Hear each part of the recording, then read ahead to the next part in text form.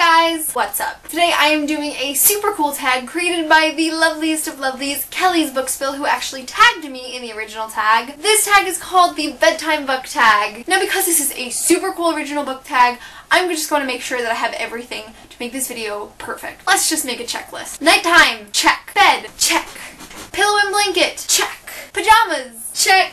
Fuzzy socks, check. Cute hairstyle that's normally associated with bedtime, check. I think we're ready to do this tag. Question 1. What book kept you up all night reading? I'm gonna have to go with Anne and the French Kiss by Stephanie Meyer. I have distinctive memories of me laying in bed reading this way past my bedtime. If you're looking for a book to have you reading till 2 in the morning, you definitely need to pick up a Stephanie Perkins book because I promise you will not be able to put them down. Question 2. What book made you scared to go to sleep? Now, I don't have a lot of horror books on my shelf. I haven't read a lot of horror. I don't think I've read anything that's actually considered horror, so if you have any horror recommendations, please leave them below because I'd love to have some of that in my life. This isn't necessarily a scary book, but the course that this book takes kind of freaked me out a bit, and I wanted to finish reading it before I went to bed because I didn't want my mind to screw everything up and make it creepier than it was. I'm picking The Strangelets by Michelle Gagnon. Now this book was a little strange, no pun intended. I was totally expecting something different when I went into this book. I really did enjoy it. It's just that some components I wasn't expecting were put into this book at the very end, and it was just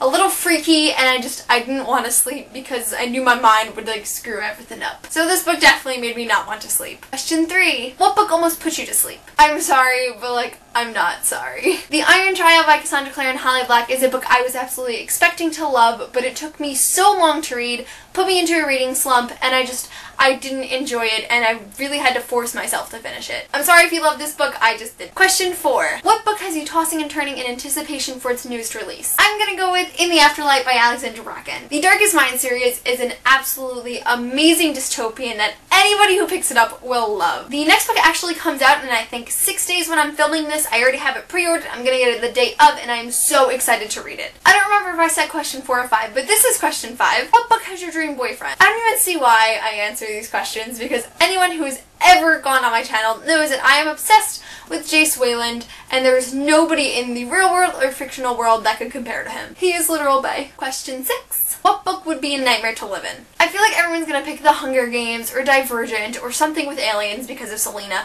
but I'm gonna pick something that's a little deviant. I'm gonna go with The Program by Suzanne Young. The Program isn't as hyped up as most dystopians. It is this really phenomenal duology about how suicide becomes an international epidemic, and when you're showing signs of depression, you get sent off to the program. And in the program, in 6 weeks, they take away your depression. It's absolutely gone, but they take away your memories too. Now, as somebody who has had depression as a constant companion throughout their entire life, this book is definitely the realest dystopian to me. It is something that I could totally see happening, which makes it even scarier to think about living in. And it's just the stuff that happens to Sloane and James in the program and in the treatment, which is the sequel and conclusion to the duology. It's just ridiculous, and I can't imagine living in this world. It's an absolutely phenomenal book, and you should really pick it up if you haven't already.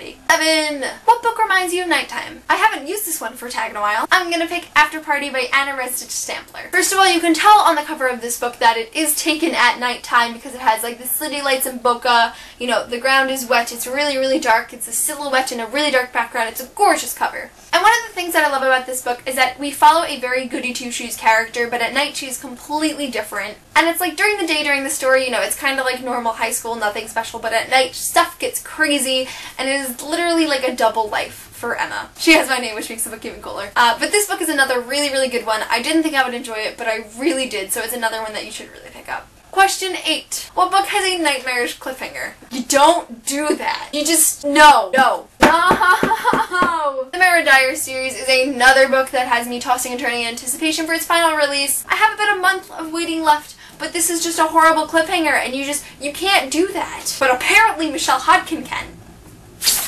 Question 9. What book have you actually dreamed about? I have dreamed about Harry and Draco fighting over me more times than I care to admit. I was in an intense love triangle with these two. Usually ended with me flying away on Harry's broom, but that's besides the point. I'm actually kind of embarrassed with the amount of dreams I've had about Harry and Draco fighting over me. And finally, question 10. What fictional monster would you not want to have hiding under your bed? I'm gonna have to go with the Histories from the Archived series by Victoria Schwab. Now I understand that the histories don't normally leave the archive, which makes it even creepier if I were to find one under my bed. These spirits get super, super distressed and violent, and I just cannot imagine waking up in the middle of the night to one standing over my bed. I really don't know what I'd do. I love ghosts, but I hate the thought of having an encounter with one of them, so I really would not want to meet a history. Because how many booktubers that I normally tag were tagged in the original video, I'm gonna tag a few that I don't normally tag. I'm gonna go through the comments on one of my videos and pick a few people. I'm gonna tag Ray of Sunshine Books. Just kidding, you're already tagged. I'm gonna tag Oh That's Kelly, Michael Booklion, Kelly Potter Dancer, Latham with a period,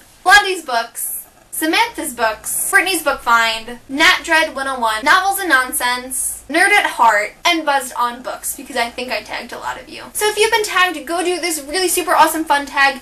Get into it, because everyone that has done it so far has looked really, really cute and ready for bedtime. Thank you guys for watching, and I'll see you soon for a new video.